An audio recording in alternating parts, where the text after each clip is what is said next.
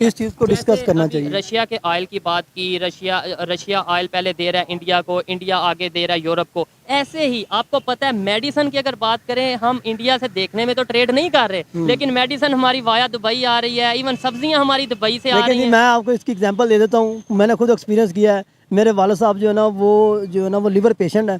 अब उनकी जो मेडिसिन मिलती है वो मैं जब लेने गया, उन्होंने कहा जी ये बांग्लादेश की है, ये इंडिया की, ये पाकिस्तान की है। उन्होंने तीनों जो प्रोडक्ट है वो मेरे सामने रख दी कि अगर आप ये लेंगे इसकी ये प्राइस है, ये प्राइस, ये प्राइस है। अब वो डिफरेंस थोड़ा प्राइस का बताएं, थोड़ी इंटरेस्टिंग। देखिए जो बांग्लादेश की थी, वो पाकिस्तान की थी, आइडिया वो अगर 10 की उनमें वो अगर इंडिया की जो है ना वो 10 की है ना, तो जो पाकिस्तान की है वो समझे कि 8 की है, कम कीमत है, लेकिन उसकी क्वालिटी वो कहते हैं जी इसकी क्वालिटी अच्छी है, आप ये इंडिया वाली लें।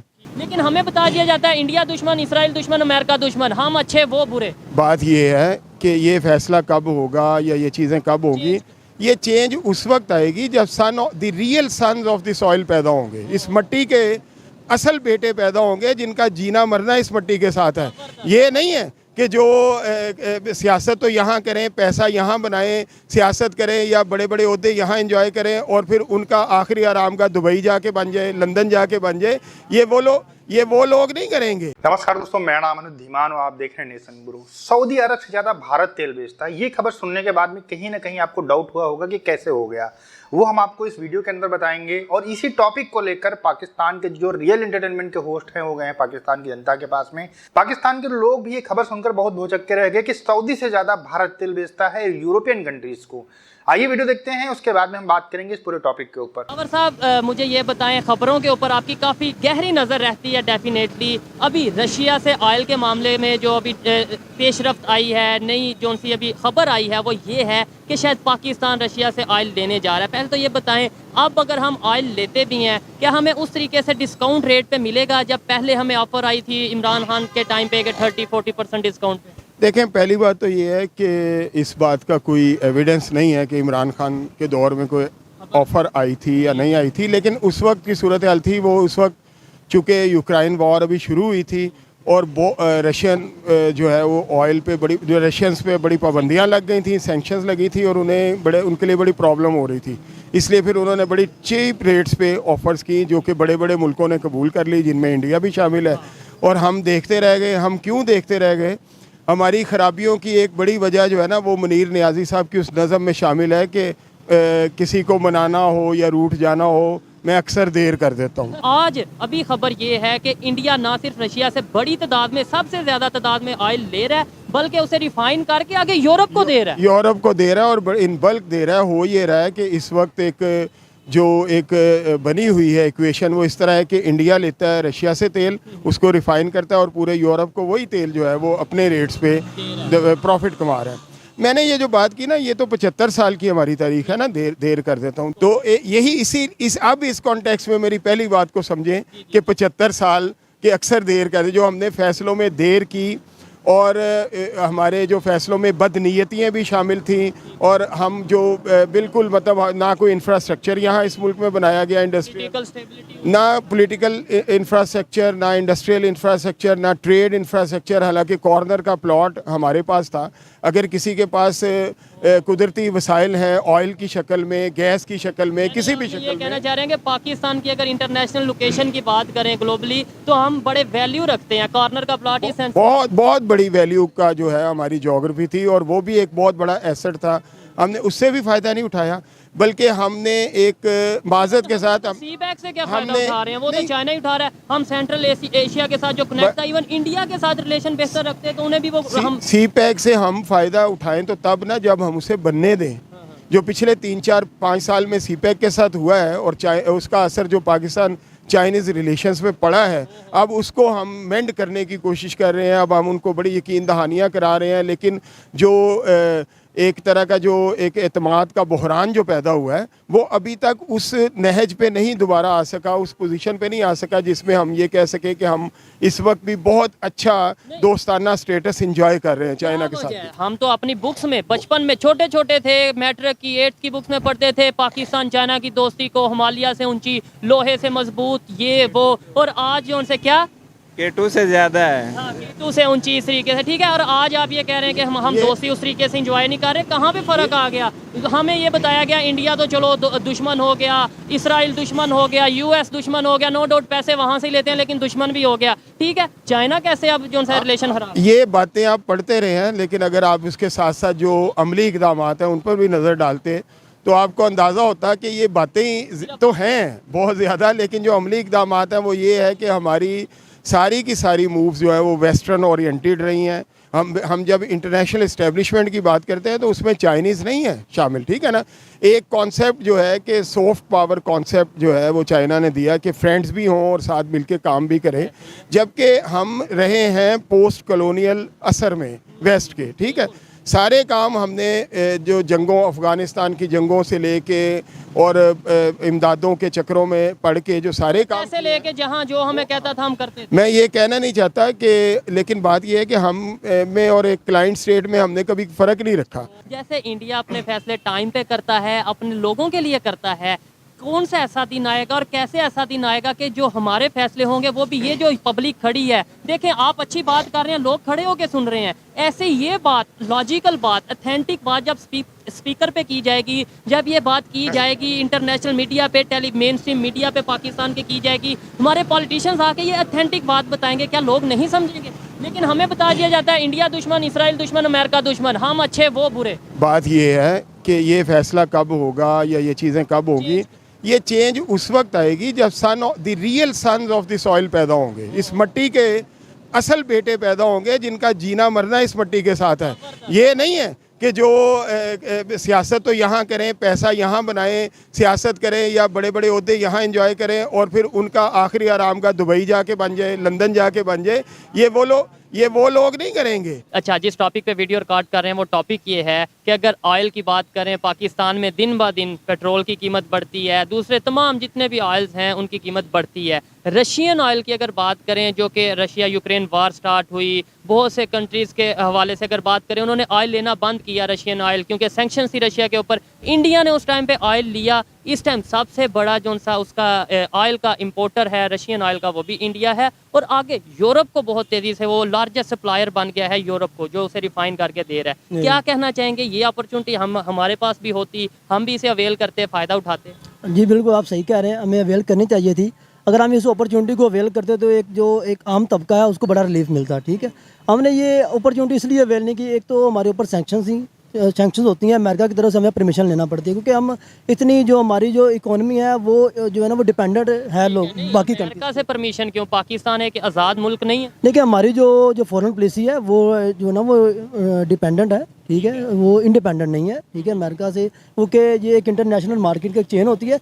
जो इंडिया की आप बात करें, देखिए उसकी इकोनॉमी बहुत स्ट्रॉन्ग है, ठीक है, वो जो है ना इस लेवल पे है कि वो अमेरिका के साथ निगोशिएट कर सकता है। हम इस लेवल पे नहीं है, क्योंकि हमें हर चीज़ के लिए बाहर से हम जो है ना वो चीज़ें जो है ना वो हमें कर्जा लेना पड़ता है, हर चीज़ लेना पड़ती है। कर्जा लेंगे, पैसे लेंगे, डॉलर तो लेंगे, बात हमें पूछना भी पड़ेगा, ठीक है, उनकी जो पॉलिसीज़ हैं हमें वो अडॉप्ट करना पड़ेंगी। ठीक है, बोला इंडिया की जो पॉलिसीज़ हैं वो आज़ाद हैं, वो अपने फैसले कर सकते हैं, या इंडिया से अमेरिका से कोई बातचीत है वो कर सकते हैं। अब आपको पता है कि रशिया से भी डील चल रही है, मामला चल रहे हैं इंडिया के, और अमेरिका भी सबसे बड़ा उनका जो बिजनेस अलाय है, बिजनेस कह लें, उनके साथ कर रहे हैं, इवन चाइना के साथ चल रहे हैं। क्या ऐसी वजह है कि इंडिया की पॉलिसी आज़ाद है, वो चाहे रशिया के साथ, चाहे वो ये अपना US के साथ, चाहे वो अमेरिका चाइना के साथ, जिसके साथ दिल करता है वो डील करता है। हम अगर रशिया के पास जाते हैं तो US नाराज़, अगर चाइना के पास जाते हैं US नाराज़, US के पास जाते हैं चाइना, हम तो फंसे हुए हैं। क्या ऐसी वजह है? अब देखिए, मुझे वहाँ पे जो हमारे अभी जो प्राइम मिनिस्टर हैं करंटली, उनकी बात जो है ना वो याद आ जाती है कि बैगर्स कांट बी चूज़र, ठीक हो गया।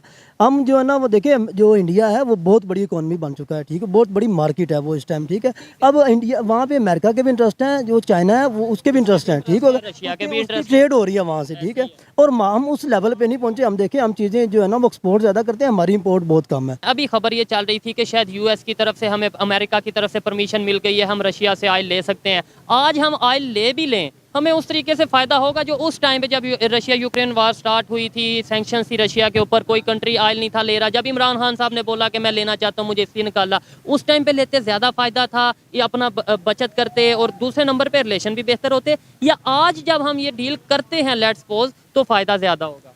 नहीं आज तो जो है ना वो फायदा और वो उतना हमें नहीं उस होगा। तरीके से हमें वो अपना रेट भी कम करेंगे या नहीं? वो जो टाइम था कोरोना का एक जो है वो जो एक फैक्टर भी था और रशिया को ज़रूरत भी थी, हमें तब तेल बहुत सस्ता मिलना था, हमने वो एक चांस को मिस किया है। 40% सुनने में आ रहा था, 30 to 40% कंसेशन के साथ वो हमें दे रहे हैं। वो देखे ना वो हमने कितना चांस मिस किया, अगर वही हमने चीज़ें वहाँ पे उनके साथ एग्रीमेंट किए होते तो आज वो तेल की जो कीमत कहाँ होती। अब देखिए इस हुकूमत के लिए सबसे बड़ा एक चैलेंज है वो महंगाई है, उसके अंदर एक फैक्टर जो है ना ऑयल है।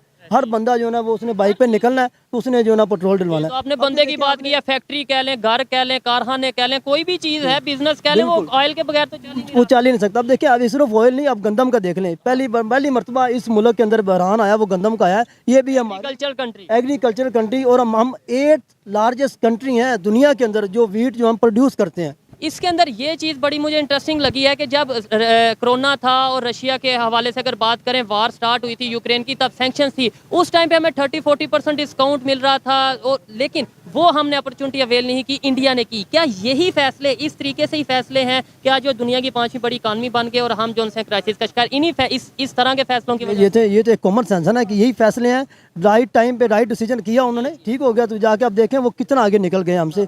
हम देखें जो हमारी सिविल गवर्नमेंट है वो एक साइड पे है, जो मिलिट्री गवर्नमेंट है वो दूसरी साइड पे होती है। इस चीज़ को डिस्कस करना चाहिए। रशिया के ऑयल की बात की, रशिया ऑयल पहले दे रहा है इंडिया को, इंडिया आगे दे रहा है यूरोप को। ऐसे ही आपको पता है मेडिसिन की अगर बात करें, हम इंडिया से देखने में तो ट्रेड नहीं कर रहे, लेकिन मेडिसिन हमारी वाया दुबई आ रही है, इवन सब्जियां हमारी दुबई से आ रही हैं। मैं आपको इसकी एग्जांपल दे देता हूँ, मैंने खुद एक्सपीरियंस किया है। मेरे वाले साहब जो है ना वो लिवर पेशेंट है।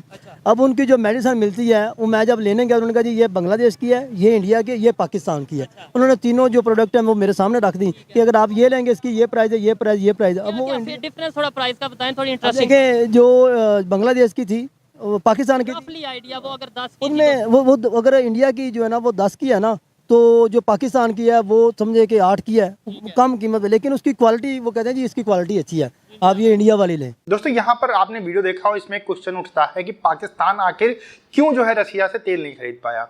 जब यूक्रेन और रशिया वार हुई उस समय यूएन ने जो है सैंक्शन लगा दिया कि कोई भी देश जो है रशिया से तेल नहीं खरीदेगा, कच्चा जो क्रूड ऑयल होता है उसको नहीं खरीदेगा। इसके बाद में रशिया और चाइना ने लगातार जो है रूस से तेल खरीदा। उन्होंने कहा कि हम खरीदेंगे, हम आपके जो प्रतिबंध लगाए गए हैं उनको हम नहीं मानते हैं।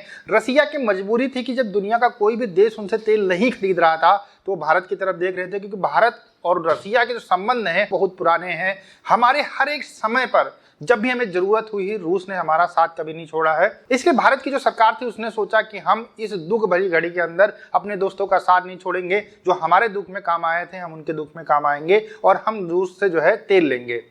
चाइना ने भी यही किया, बाकी सारी कंट्रीज ने बायकॉट कर दिया। पाकिस्तान कि यहाँ पर ये मुद्दा उठा था, बहुत ज़्यादा उठा था। इमरान खान खरीदना चाहते थे, लेकिन अमेरिका की तरफ से जो यथाकथित इन लोगों के बाप हैं, जहाँ से पूछ कर सारी चीज़ें करते हैं, उन लोगों ने इनको परमिशन नहीं दी। अच्छा ये देखिए कि जो यूएन, जो यूरोपियन कंट्री हैं, जो सबसे ज़्यादा यूएन का सपोर्ट करती हैं, उन्होंने क्या खेल खेला। देखिए पैसे किसको बुरे लगते हैं भाई साहब, आप ये हमको बताइए। ये कहते हैं ना कि बाप बड़ा ना भैया, सबसे बड़ा रुपया। वही हाल जो है यूएन के सामने हुआ।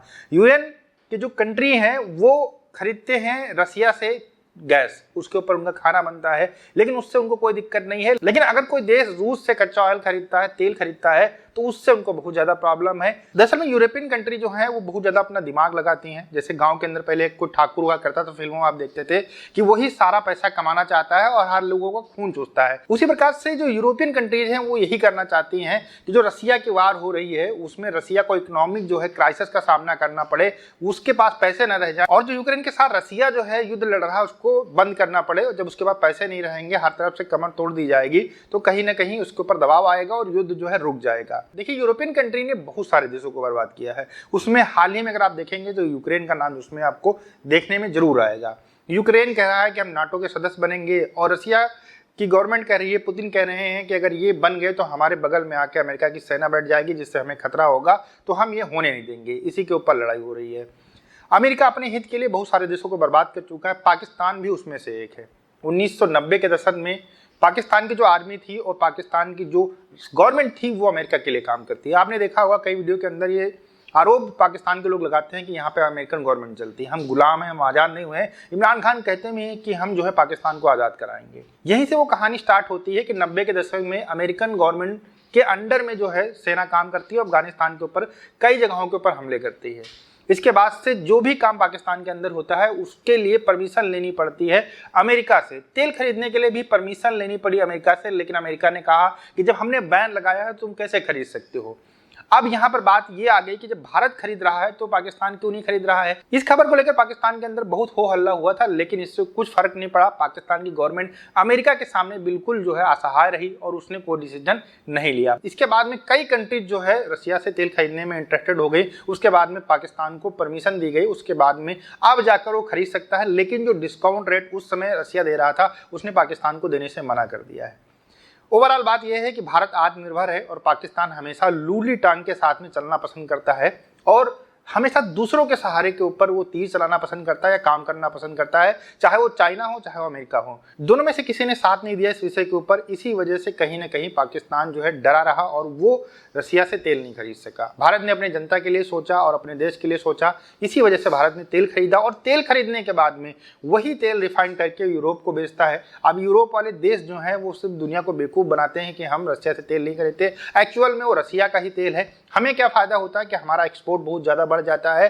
भारत के पास में इतनी ज़्यादा ऑयल रिफाइनरी लगी हुई है, रिलायंस हो गया। इसके अलावा जो भारत सरकार की कंपनी है जिसमें भारत पेट्रोलियम सुना होगा आपने, इंडियन ऑयल, इसके अलावा बहुत सारी और कंपनी है प्राइवेट जो काम करती है। हमारे पास रिफाइनरी अच्छी है, इस वजह से हम अच्छा तेल जो है यूरोपियन कंट्रीज़ को बेच पाते हैं और इसी वजह से सऊदी से ज़्यादा इस बार हम लोगों ने तेल जो है वो यूरोपियन कंट्रीज़ को बेचा है। दोस्तों वीडियो कैसे लगी हमें कमेंट सेक्शन में जरूर बताइएगा। मिलते हैं नए वीडियो के साथ। नमस्कार।